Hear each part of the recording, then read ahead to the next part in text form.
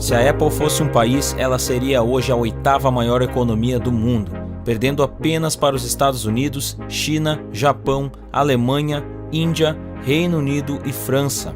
Com um valor de mercado que bateu inéditos 2 trilhões de dólares, o equivalente a 11 trilhões de reais, a Apple é sinônimo de inovação e qualidade e suas contribuições vão muito além do iPhone, do iPod e do iPad.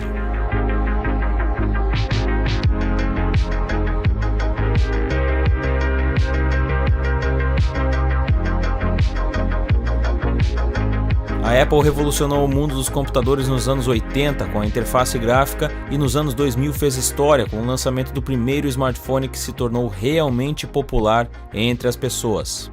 Se não tivesse sido por ela, computadores pessoais e smartphones provavelmente não seriam tão comuns hoje e toda uma indústria relacionada a eles simplesmente não existiria.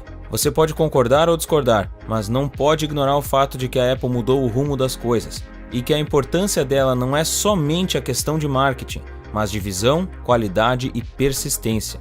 A Apple ditou as regras, lançou tendência e definiu o que a gente consideraria normal no século XXI.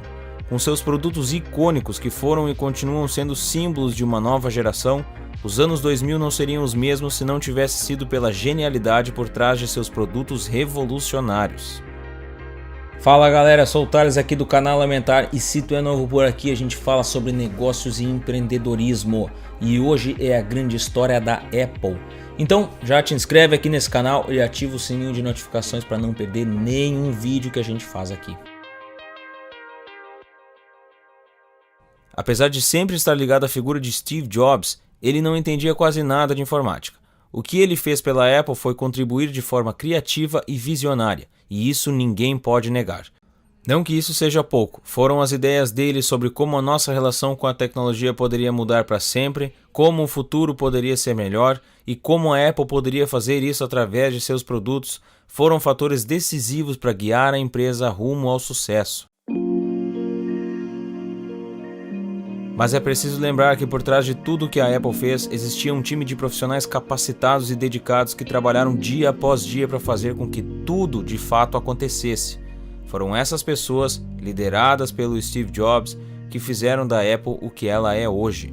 O time dos sonhos contava com pessoas como o próprio Steve Jobs, um verdadeiro visionário, Steve Wozniak, um estudante de engenharia eletrônica que entendia de computadores e programação, Mike Markula, um investidor que além de fazer o primeiro grande investimento na empresa, contribuiu tornando a Apple uma empresa de verdade, entre outros como Jonathan Ive, um designer que tempos depois seria o responsável por produtos como o iPhone, o iPod e o iPad, além de muitos outros. Tudo começou quando Steve Jobs conheceu outro Steve, o Steve Wozniak. Wozniak, ou Woz, como era mais conhecido, era um estudante de engenharia eletrônica e programador nas horas vagas. Woz era o cara que realmente entendia de computador. Eles logo se tornaram amigos e um tempo depois Woz começou a trabalhar no computador para uso pessoal. O Steve Jobs viu nisso um potencial de negócio e convenceu o Woz a largar tudo e montar uma empresa com ele. Eles tinham 21 e 25 anos na época e foi assim que a Apple nasceu. Para conseguir o dinheiro necessário para fazer o primeiro produto, o computador Apple I, o Wozniak vendeu sua calculadora científica e o Jobs vendeu sua minivan. Juntos eles conseguiram o equivalente a $1.300 na época. A ideia era relativamente simples. O Jobs tinha as ideias e o Wozniak colocava em prática. Sendo que isso tudo foi em 1976 e nessa época os computadores eram bem diferentes do que são hoje. Por isso a sacada do Steve Jobs foi tão genial. Os primeiros computadores foram criados em tempos de guerra para servir como ferramenta de inteligência. Um dos mais famosos, inclusive, decifrava mensagens nazistas, mas eram máquinas muito lentas e que não faziam muita coisa, se comparadas aos computadores de hoje, ao mesmo tempo em que eram gigantescas, chegando a ocupar uma sala inteira. Os computadores evoluíram rapidamente depois do fim da Segunda Guerra, especialmente com o aparecimento de novas tecnologias como o transmissor e o microchip. Eles foram se tornando cada vez mais rápidos e mais compactos e foram adquirindo várias funções. A IBM era a gigante dos computadores durante as décadas de 60 e 70. Nessa época, os computadores não eram itens pessoais, eram máquinas utilizadas especialmente em universidades e indústria, com propósitos bem específicos. como pesquisa científica e armazenamento de dados. Ninguém tinha computador em casa ou no trabalho. E nessa época, várias empresas como a Radio Shack, a Commodore e a Apple começaram a surgir. Elas eram como as startups de hoje, empresas pequenas com ideias bacanas sobre inovação. Os primeiros produtos da Apple foram os computadores. Em 1976 eles lançaram o primeiro, chamado de Apple I. Ele foi todo projetado e desenvolvido pelo Wozniak, tudo à mão. Era mais um protótipo do que ele e o Jobs imaginavam que seria o computador pessoal. Não era de fato algo que você pudesse comprar e usar, mas a ideia estava ali e seria aperfeiçoada ao longo das próximas décadas. Em 1977, a Apple lançou o Apple II, que, a princípio, não foi um sucesso de vendas, até o VisiCalc ser lançado 2 anos depois, em 1979. O VisiCalc, apelido para Visible Calculator, ou calculadora visual, foi um programa que hoje parece simples, mas que revolucionou o mercado de computadores pessoais, porque foi a primeira planilha digital da história. Foi a ideia por trás de programas amplamente usados até hoje, como o Excel. Quando o VisiCalc foi lançado no fim dos anos 70, ninguém nunca tinha visto algo do tipo. É bizarro pensar nisso hoje, mas é verdade. Foi a primeira vez que as pessoas pensaram que talvez fosse uma boa ideia ter um PC, afinal você precisava de um para rodar esse programa. Nessa época, poucas empresas desenvolviam computadores pessoais, a maioria focava nos mainframes, como a IBM. Uma das empresas que focava em computador pessoal era a Apple, que viu as vendas do Apple II dispararem do dia para a noite. O problema foi quando a IBM percebeu e resolveu entrar na briga.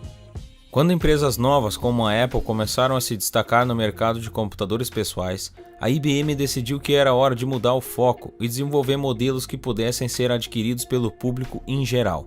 Especialmente após o sucesso do Apple II e do VisiCalc, a IBM repensou seus computadores e em 1981 lançou o IBM Personal Computer, ou IBM PC. O computador que definiu o PC como sinônimo de computador e acabou com a ideia de que computadores eram máquinas de uso exclusivo de um público específico. O IBM PC foi um sucesso instantâneo, fazendo tudo o que o Apple II fazia, só que por um preço muito mais baixo.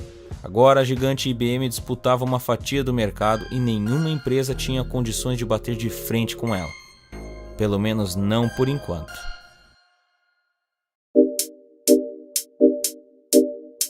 Em 1973, a Xerox, mais conhecida como Xerox, empresa que inventou a fotocopiadora, operador de...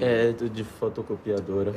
Fotocopiadora. Tu só opera Xerox que eu sei, cara. Vem botando essa banca fotocopiadora. desenvolvia a interface gráfica para o uso interno em seus centros de pesquisa na Califórnia. Durante uma visita a um dos centros de pesquisa da Xerox, Steve Jobs teve contato com a interface gráfica pela primeira vez. I was so blinded by the first thing they showed me, which was the graphical user interface. I thought it was the best thing I'd ever seen in my life. Now, remember, it was very... E esse evento definiria o rumo das próximas décadas. Até então, todos os computadores funcionavam via comando, não tinha interface gráfica, era tudo na base da linguagem de programação mesmo. Inclusive, os computadores da época vinham com manuais enormes, ensinando todos os comandos que você precisava aprender para poder fazer a máquina funcionar. Era muito complicado. Mas pela primeira vez alguém tinha tido a ideia de substituir a interface de comandos por uma interface gráfica, ou seja, imagens, símbolos e desenhos. E dessa forma tudo ficava mais simples, muito mais intuitivo e muito mais fácil. A interface gráfica seria decisiva em 1984, quando a Apple lançou o Macintosh, e em 2008, quando lançou o primeiro iPhone. Antes da Apple, ninguém tinha pensado em realmente explorar o potencial da interface gráfica, nem mesmo a própria Xerox. Mas o Steve Jobs viu nisso o futuro dos computadores pessoais e resolveu levar essa ideia para a Apple. A ideia era tão pouco cobiçada que a Xerox nunca processou a Apple por isso. O Lisa foi lançado em 1984 e foi o primeiro computador a ter uma interface gráfica, mas ele não foi um sucesso instantâneo, muito pelo contrário. Quando tentaram vender para empresas, para bater de frente com a IBM, perderam feio. Para as empresas, o Lisa era simples demais. Quando tentaram vender para o público em geral, também perderam feio. Para as pessoas comuns, o Lisa era complicado demais. Para quem vender, então? Por mais genial que tivesse sido a ideia de Jobs de substituir uma interface complicada e técnica por uma simples e intuitiva, ela era avançada demais para os anos 80. O Lisa é até hoje um dos maiores fracassos de venda da Apple. Isso porque a Apple precisou criar um novo mercado. A gente precisa entender que hoje tudo parece muito intuitivo e muito fácil de ser criado. Às vezes a gente até pensa em coisas que eles poderiam colocar nas próximas versões dos celulares e na sequência, na próxima versão, assim que tu baixa o Android ou o novo sistema da Apple ali, já está prontinho aquilo que tu tinha pensado. As interfaces e os sistemas parecem que eles evoluem naturalmente de uma versão para outra. Só que naquela época nada disso existia. Então era preciso criar tudo do zero. Além disso, mais para frente a Apple virou simplesmente um especialista na arte de criar novos mercados com o iPod, o iPhone e até o iPad. Só que nessa época ainda engatinhava nesse quesito. Mas isso estava prestes a mudar.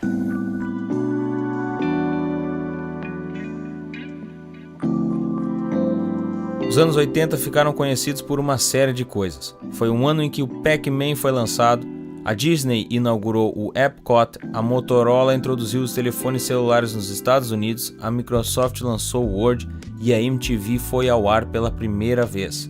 Além disso, o computador foi eleito a pessoa do ano pela revista Time, numa edição histórica. No mesmo ano do lançamento do Lisa, em 1984, a Apple lançou outro produto, o Macintosh. Talvez esse você já tenha ouvido falar. O Macintosh, Mac ou iMac, teve a primeira versão lançada em 1984 e foi um sucesso total. Ao contrário do Lisa, o Macintosh tinha cara de coisa nova. Ele não parecia um computador tradicional com algum adicional. O tamanho, o design e as funções fizeram do Macintosh um produto inédito e isso chamou muita atenção. Mesmo que um tenha sido um fracasso e o outro não, o Lisa e o Macintosh mostraram a capacidade do time da Apple de pensar além do seu tempo. Eles representaram as tentativas exaustivas da Apple de traduzir sua visão de inovação, tecnologia e praticidade. Depois do Macintosh, nenhum computador foi o mesmo.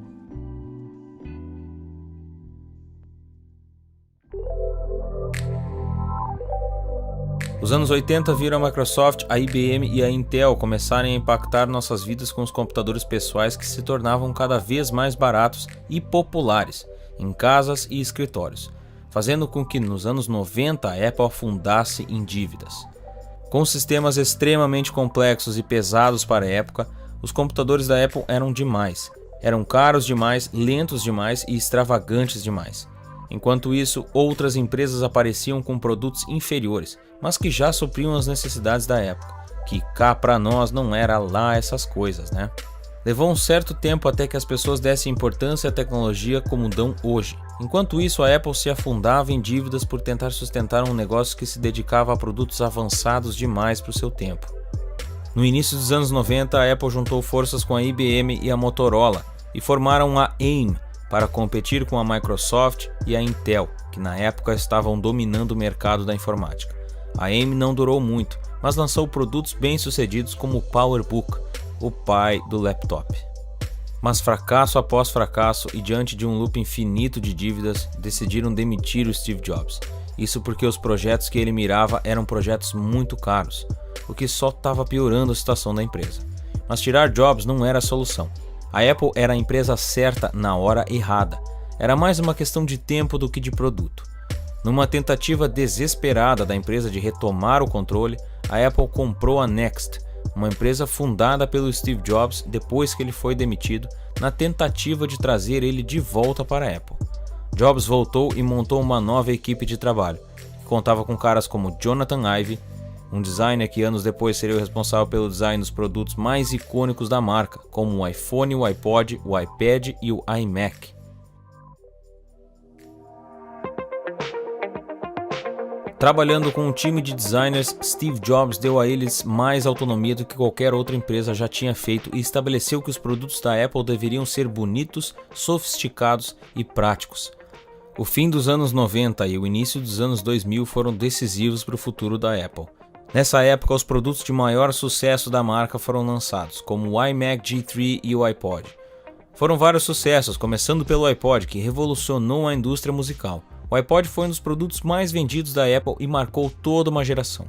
Você pode achar que não, mas se não tivesse sido o iPod, nossa forma de escutar música hoje seria completamente diferente. Depois vieram as versões melhoradas dos iMac e finalmente em 2007 a Apple anunciou que mudaria seu nome de Apple Computer para Apple Inc. Ela também anunciou que faria isso porque tinha decidido mudar o foco de computadores pessoais para eletroportáteis. Foi nesse mesmo ano que a Apple lançou um dispositivo revolucionário, o iPhone.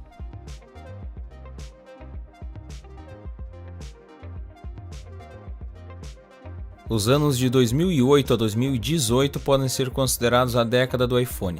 E a gente precisa enfatizar ele aqui, porque ele foi muito mais do que um celular bacana e da moda.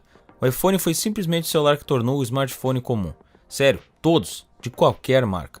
Antes dele a gente não tinha nada igual. O iPhone foi o primeiro smartphone com tela 100% touch que dava para usar de forma super intuitiva. Além disso, era muito rápido para a época e fazia diversas coisas de forma simples, como mandar e-mail ou acessar o navegador.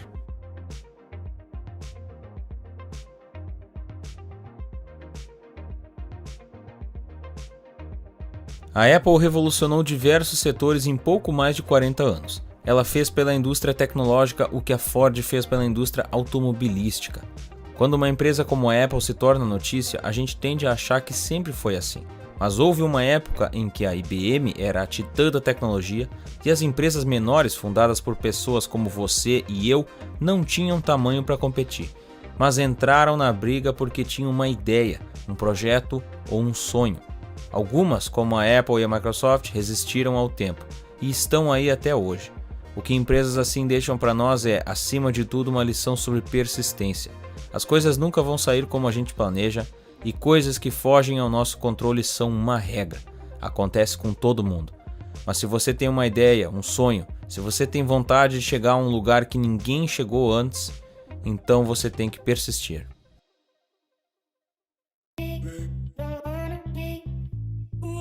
Podemos pensar que a Apple é uma empresa de tecnologia ou de produtos, mas não podemos deixar de lado a ideia de que a Apple pode ser uma empresa de marketing.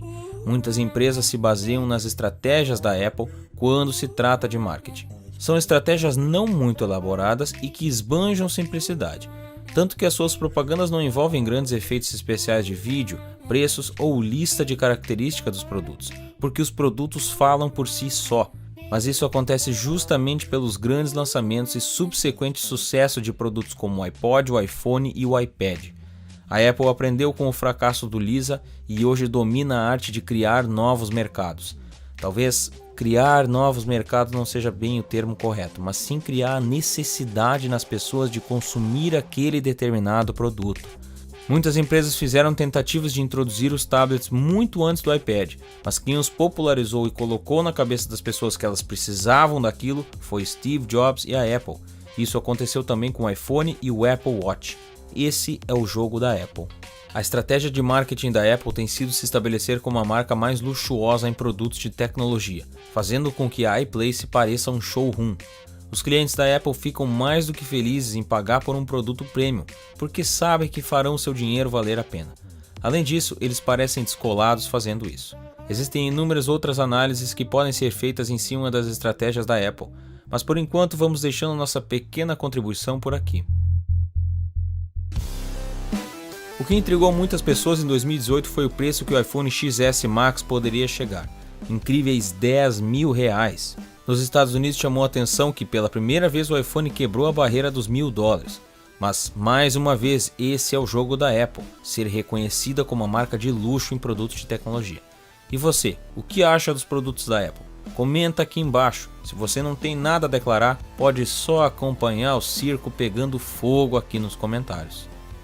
Particularmente, minha visão sobre o assunto pode ser transposta para o mercado automobilístico e as divisões de luxo das fabricantes como Toyota com a Lexus e a Honda com a Acura. Inclusive temos vídeos sobre as duas aqui no canal, confere lá depois. A Toyota e a Honda possuem divisões de luxo que compartilham as mesmas plataformas, mas com opções mais luxuosas e mais caras. A US News fez uma comparação de custo-benefício das marcas com suas subdivisões luxuosas, e o resultado foi que a Lexus entrega mais que a Toyota, e de fato vale pagar o valor mais alto. Mas por outro lado, a Acura não vale o preço a mais, e por isso a Honda ganhou o comparativo. Na minha visão, tudo se resume a custo-benefício. Quanto eu pago versus o que eu recebo por isso. No Brasil, realmente fica difícil acompanhar os lançamentos da Apple, pois os valores exorbitantes acabam tornando a compra inviável. 5-inch Super Retina display. And that's a huge breakthrough. Yes, operations per second. From f1.4 to f16. And the background is changing with it. It starts at $999. An iPhone XS Max, same 3 configurations with its larger screen, larger battery, be just $100 more, starting at $1099. Mas enfim, esse vídeo não é uma afronta a quem compra a Apple. Existem muitas opções hoje no mercado e isso é muito bom. Entra aqui mais uma vez o mesmo assunto que já comentamos no vídeo sobre a história da Volkswagen. Hoje é muito comum ser extremista em tudo que é tipo de assunto, inclusive tecnologia e celulares. Muitas pessoas esquecem de analisar caso a caso e aproveitar aquilo que as empresas têm de bom e deixar de lado o que elas têm de ruim. Um exemplo do que a Apple tem de ruim é que ela descaradamente fala coisas que às vezes não fazem muito sentido, exatamente como toda a novela para a retirada da entrada do fone de ouvido. A Apple diz que tudo se resume a uma palavra: coragem. Eles poderiam ter pensado em qualquer outra bobagem para falar, menos coragem. Curiosamente, a retirada da entrada do fone de ouvido coincidiu com o lançamento do AirPod, o fone Bluetooth da Apple. A Apple quer ganhar mais dinheiro, sem problemas, essa é a base de qualquer negócio, não tem problema nenhum com isso. Mas não venha me dizer que se trata de coragem, pode inventar qualquer outra coisa. A Samsung inclusive tirou sarro da Apple por essa prática e fez questão de dizer que seus modelos tinham uma entrada de fone de ouvido, provocando a Apple. Do you want to know what else it comes with? An audio jack. I'm just saying. Mas um tempo depois, silenciosamente fizeram a mesma coisa, retiraram a entrada do fone de ouvido. Mais uma vez, é aproveitar o que elas fazem de bom e julgar elas por elas fazerem coisas erradas e hipócritas. Hoje, essas práticas duvidosas, tanto da Apple quanto da Samsung, não passam em branco graças à internet e plataformas como o YouTube. O YouTube também propicia para nós aqui do Elementar produzir esses conteúdos de história de sucesso, inclusive ir além, colocando a nossa opinião sobre as empresas, o mercado e as tendências sobre o futuro. Eu já fiz um vídeo aqui nesse canal, inclusive, sobre como eu criei o canal Elementar e transformei ele num negócio, nas minhas horas vagas.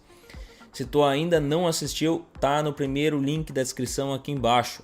E se tu gosta desse tipo de assunto, te inscreve aqui no canal e ativa o sininho de notificações para ver todos os vídeos que a gente faz aqui.